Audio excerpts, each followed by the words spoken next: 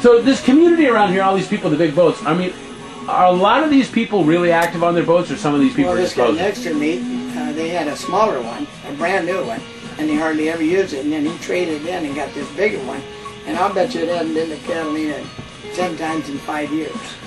But he basically uses it like an apartment. He comes down here. Yeah, and he just comes down here, and him and this little girl play on it, and do things. But I mean, did they take it out local? No, they don't take it out. They don't even take it out at all. He went to Catalina for 3 days by himself. That was the last trip I saw him go. So he can run that boat by himself? Last summer I let him use kayaks, and he went over there last summer for about 5 days. So what do you think about, I mean, not necessarily to tell anybody on here, but what do you think of the community of these people on here? Well, a nice group? A lot of the people are called slip sailors. They stay in the slip and sail all day long. they didn't want to have a drink. They want to say they have a boat, and they're boating people. And some of them, like there's a boat down there with a wool hull. It hasn't been out of that slip in 5 years. Now, are there anybody infamous around here? Movie stars, famous people? I don't know any. No? I don't know any. So you're the most notorious guy here, maybe, huh? I doubt it. There's a guy that has a boat back here called the Grand Slam, and he and his partner. Well, I think the guy's just a part of his business. But they each bought two 61 hatteras down in Florida for $750,000 apiece, and they drove them out here. They came out side by side. That's less dangerous if you do it, because you always have pirates trying to catch fast boats down there and take them away from the people and kill the people. Yeah. So they got him out here, and Bob started working on his. And Craig, who was my neighbor over at Catalina in Cherry Cove, he uses his boat a lot. So Bob worked on his probably 5 years. I mean, they did everything to it. He started a whole new cabinet shop, took all the teak out of the boat and made it maple. He didn't like dark wood. Took teak out? Yeah, all the teak out. What a psycho! So now he has a cabinet in there. I heard the bow rail cost 50 grand, just the bow rail alone. And then he put a tuna tar on there, and he put a bait tank, and he took it down to Ensenada and had him put 9 feet added to it. He added 9 feet to make it a better boat for fishing and a bigger cockpit in the back. Now Greg took his down there last year and had that done, and it's down there again having a few other little things done to it. But they're beautiful boats. But after he got through with that boat, he put another $750,000 in it, and he could have sold it for $1.5 million easy. So now the piracy thing, in the Caribbean and everything is a big deal, right? Well, a friend of mine brought his boat back, and he said that it was quite an education. He said, I bought this boat down here. It was fairly fast. And so they said, contact this captain to bring you back. So he went over and contacted. He said, okay, I want $5,000 cash, and I want $5,000 when we get to California. And he said, if you're interested in that, he says, I'm well known. You can ask anybody. You can trust me. You fill the boat up, put all the water you can on, put all the food on, and he said, we got to have 3 guys go with me. He said, well, I'm going. He said, well, you got to have 2 other guys. So he invited 2 of his buddies down. And at all times, there were 2 people on the bridge. And he says, when we get to, I'm about 100 miles from Panama, we'll be okay. Well, they were about 200 miles from Panama. And in the middle of the night, a whole boatload of somebody, Colombians or somebody, came up beside him. They were in a big, long skiff, and they were very fast. And so he spoke perfect Spanish. And he told them, get away from the boat. If you need anything, tell us, and we'll drop it over in a plastic bag. So if you need water or food or something. They just kept coming and coming. So he shut off the searchlight, and he grabbed a grenade, and he pulled the pin, and he threw it out there. And Bob says, I think it landed right in the middle of the boat. And good for him. Got rid of a bunch of killers. Well, I mean, the etiquette of it is, that if somebody comes up on you, that's why what I hear is that if they'll come up, they'll shoot a couple bursts of a gun, and then if you don't fire back, they'll assume you're defenseless and they'll board you. Yeah. And then when my brother went down on the treasure hunt that we were involved in Bahamas, we had these great big elbows on the back of the boat because you put them down. Yeah, the prop, yeah. It pushes down in the water and digs a 15-foot hole, 15 feet wide in 15 minutes. And so you're known to be a treasure hunting boat, so they're all going to attack you. Because your equipment's horrendously so you know expensive. What he had? He had machine guns and 45s and grenades and Laws missiles on board.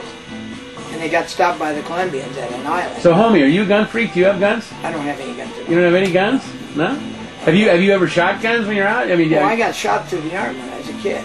Really? How? I did a lot of hunting and stuff when I was in Missouri. So just like Cheney shot the dude, you had a hunting accident? Well, gotcha? I felt sorry for Cheney, and I felt sorry for the guy, because my cousin never saw me again, and 62 years later, no, 60 years later, he came down to the boat and apologized to my brother for shooting him. And he said, "You didn't shoot me, you shot Bob."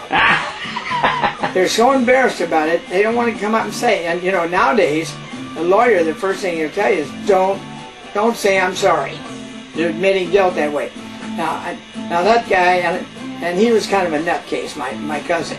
He threw some bullets in a fire one night at an ice skating party in the lake. And he thought that was funny, so he didn't have a brain in his head, but he's a nice guy, And so he apologized. He's a nice guy you didn't talk to for 62 years. He shot me right through the arm. Nice guy you didn't talk to for 62 years. I didn't know where he was. He was in Hawaii. Well, I did go over, I did go over and see him after that and visit with him. But anyhow, I know a guy that was gone across a fence, and the best friend of the family, a lawyer that was the family's lawyer, shot him right in the rear end. And almost killed him. Long gun, bullet, or shotgun? No, a shotgun. They were shooting birds. And Bob never apologized to the family, never called him in the hospital, never checked if he's okay, never did say it. They never heard from him again, except his dad, the kid's dad, and him conversed with, they kind of had a falling out, and he didn't become his lawyer anymore.